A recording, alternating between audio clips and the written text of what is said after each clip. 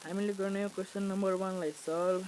Question number 1 हाम्रो यस्तो रहेछ 144 डिवाइड बाई 2 प्लस मझौला कोष 50 माइनस सानो ब्र्याकेट 512 डिवाइड बाई 8 माइनस 24 अनि फेरि सानो ब्र्याकेट र मझौला कोष अनि इन्टु 19। यो क्वेशन एकदम सजिलो छ। यसमा पहिला गर्नुपर्छ हामी सानो ब्र्याकेटले पहिला सल्भ गर्ने हो। सानो ब्र्याकेटलाई सानो ब्र्याकेटमा पहिला सल्भ गर्ने हो डिवाइड, अगाडिको जस्तोको त्यस्तै लेख्ने 144 डिवाइड बाई 2 प्लस मझौला कोष 50 अनि 50 माइनस र त्यो सानो ब्र्याकेट अनि अब डिवाइड गर्ने हामीलाई रफमा 512 डिवाइड बाई 8।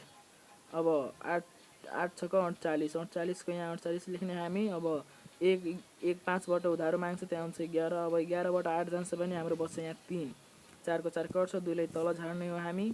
अब यहाँ हुन्छ 8 चौको 32। अब 32 यहाँ हामी लेख्ने हो माइनस एन्ड पुरो कट्यो त हाम्रो भयो। हाम्रो भागफल आयो 64। अब 64 लाई यता लेख्ने अनि माइनस 24 अनि मझौला कोष्ट अब इन्टु 19 फेरि अर। अब अगाडि जस्तोको त्यस्तै सल्भ गर्ने। पहिला हामी सानो ब्र्याकेटलाई सल्भ गर्ने हो पुरा 144 डिवाइड बाई 2 प्लस मझौला कोष 50 माइनस।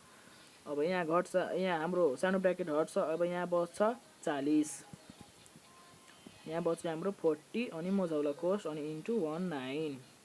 अब अर। अब यता सेम टु सेम लेख्ने 144 डिवाइड बाई 2 प्लस मझौला कोष्ट अब हट्छ यहाँबाट 1 अङ्क आउँछ 10 घटेपछि यहाँ हाम्रो हट्यो मझौला कोष।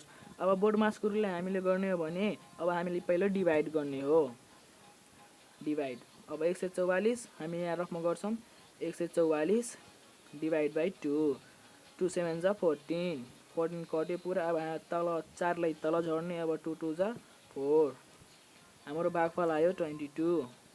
अब यहाँ होइन कि हाम्रो भागफल आयो 72 प्लस 10 इन्टु 19। अब हामीले गर्ने हो मल्टिप्लाई बोर्डमासको रुलले 72 प्लस 190।